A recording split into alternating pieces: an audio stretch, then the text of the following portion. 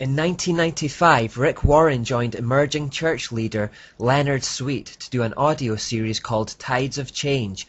In it, they talked about a new spirituality which was necessary for an age of transition, in which the old modern ways of yesterday no longer worked effectively. Leonard Sweet in turn says he was influenced by a myriad of what he calls New Light leaders, which are actually just New Agers. One of these acknowledgements goes to Matthew Fox, the author of The Coming of the Cosmic Christ. It is in reading his work that we start to see the old themes.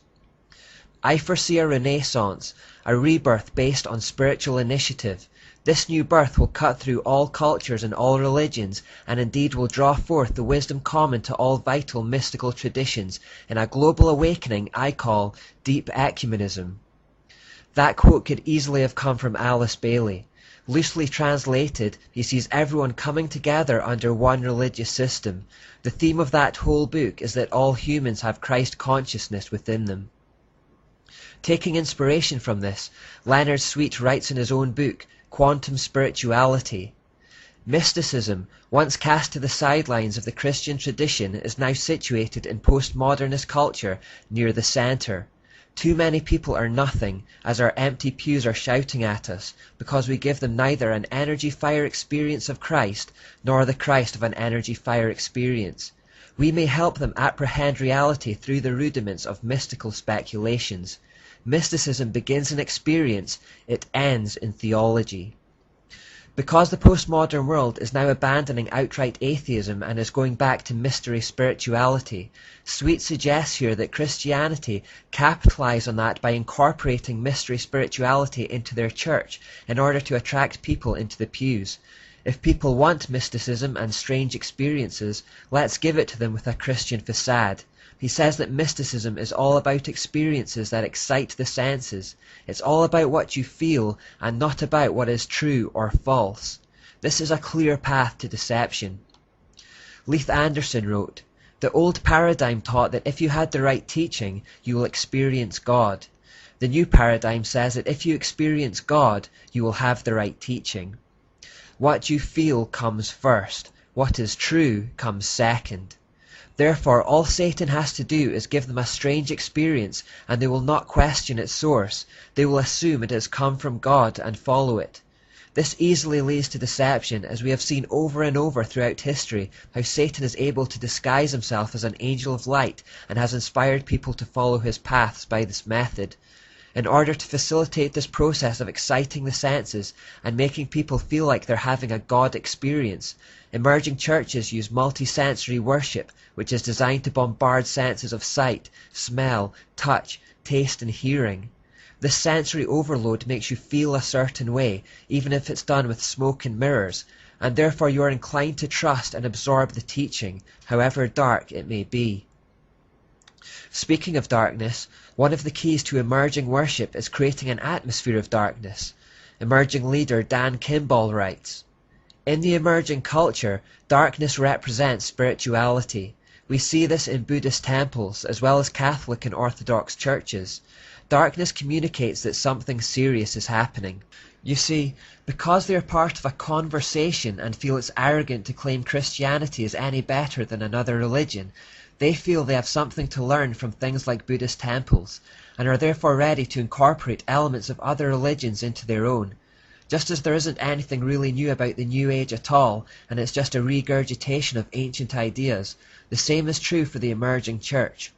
They talk about a new way of doing things for the postmodern era, but it's really just incorporating old lies. They often use the term vintage Christianity, referring to the need to recover pagan elements of Catholicism that the Reformation removed. They may also use the term ancient future worship, which implies the same thing, rediscovering ancient Babylonian mystical ideas for the future. We've already heard Tony Campolo talking about the way he uses Catholic mysticism in his faith, when he said, "I learned about this way of having a born-again experience from reading the Catholic mystics, especially the spiritual exercises of Ignatius of Loyola. Like most Catholic mystics, he developed an intense desire to experience a oneness with God." We know that these spiritual exercises led to an encounter in the cave with a serpent, and his so-called secret knowledge had ugly consequences, to say the least. Campolo also said, "After the Reformation, we Protestants left behind much that was troubling about Roman Catholicism of the 15th century. I am convinced that we left too much behind. The methods of praying employed by the likes of Ignatius have become precious to me. With the help of some Catholic saints, my prayer life has deepened." So along with the rest of the emergent movement, he's saying, let's put aside our differences with Catholicism and undo the Reformation by merging Christianity with it. How quickly people forget.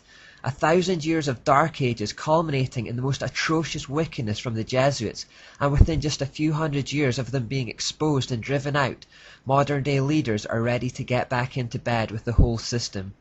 Our forefathers just a few generations back were ready to lay down their lives rather than accept such pagan pollution. Today, there are teachers who are readily accepted within Christian circles that are actively promoting a unification with Rome. Robert Weber, another emerging leader, agrees with this ecumenism when he says, "A goal for evangelicals in the postmodern world is to accept diversity as a historical reality, but to seek unity in the midst of it. This perspective will allow us to see Catholic, Orthodox and Protestant churches as various forms of the one true church, all based on apostolic teaching and authority, finding common ground in the faith expressed by classical Christianity." Brian McLaren is in the same boat. Many Christian leaders started searching for a new approach under the banner of spiritual formation. This new search has led many of them back to Catholic contemplative practices and medieval monastic disciplines. This has coined the phrase new monasticism, and it is something many well-meaning Christians have been taken in by. You may have heard of something called boiler rooms, which are designed to be an outworking of new monasticism, whereby people maintain a continual rhythm of prayer. Of course, if we were to unite with Catholicism, we would be uniting with the goddess of that religion, who is Asherah in the form of Mary, and we know she has always been completely hostile to Christians throughout history and will have no equals. The Catholic Church has a program to evangelize the whole world, to bring people to Mary, and several Catholic authors have written books about where they see this plan heading. One such author is Thomas W. Petrisco, who wrote the book, Mother of the Secret, From Eucharistic Miracles to Marian Apparitions, Heaven has sought to illuminate and defend what was once the Church's greatest secret. Petrisco sees the Church's greatest secret becoming the cornerstone of a glorious new era. He states in his book, "Visionaries foretell that mankind will move from a secular, agnostic, practically atheistic realm into a world that basks in the reality of God and belief in the supernatural. The prophets say that mankind will then thrive on secure faith and confidence in this reality, for true peace will rule and the Church will reign supreme. Most notably, many Catholic visionaries insist that the world will at last come to deeply understand the power, the mercy and the grace that is available in the miraculous presence of Jesus Christ in the sacrament of the Holy Eucharist." The Eucharist is the circular wafer representing the sun that is placed inside the crescent moon-shaped monstrance and actually represents Baal, not Jesus. And of course, he is only saying what the occultists like Albert Pike, Alice Bailey and Helena Blavatsky have been saying for a long time. People will largely abandon atheism and go back to a new age of mystery spirituality. It's already happening. But the key point is that he believes that Mary, aka Asherah, will be key to all this. It is said that the triumph of the Immaculate Heart of Mary during our times will gloriously lead the world into a new era of peace. Ted and Maureen Flynn expand upon this idea in their book, The Thunder of Justice. As John the Baptist prepared the way for the first coming of Christ, Mary prepares the way for his second coming. Mary proclaims that a new world and era is upon us, and the triumph of her Immaculate Heart and the second Pentecost will usher in the reign of the Sacred Heart of Jesus. Occultists believe that the goddess is preparing the way for their Antichrist. Remember, Anton LaVey called this the Age of Lilith, and believed it began with the Cultural Revolution of the 1960s, so we're already over 50 years into it. According to the Flynns, the coming of this false Christ is very near, as they say they received a prophecy from the Blessed Mother saying, The glorious reign of Christ which will be established in our midst, and the second coming of Jesus into the world is close at hand. Another Catholic, Dwight Longenecker, writes in The Road to Rome that, as we enter the third millennium, Catholicism, evangelicalism, and orthodoxy will continue to converge. Thomas Merton, a Catholic mystic who has been an inspiration to many in the emerging movement, sums up what many feel. We are already one, but we imagine that we are not, and what we have to recover is our original unity. The emerging church that embraces these ideas of ecumenism is trying to lead evangelical Christians back to Rome and the mysteries that course through its veins.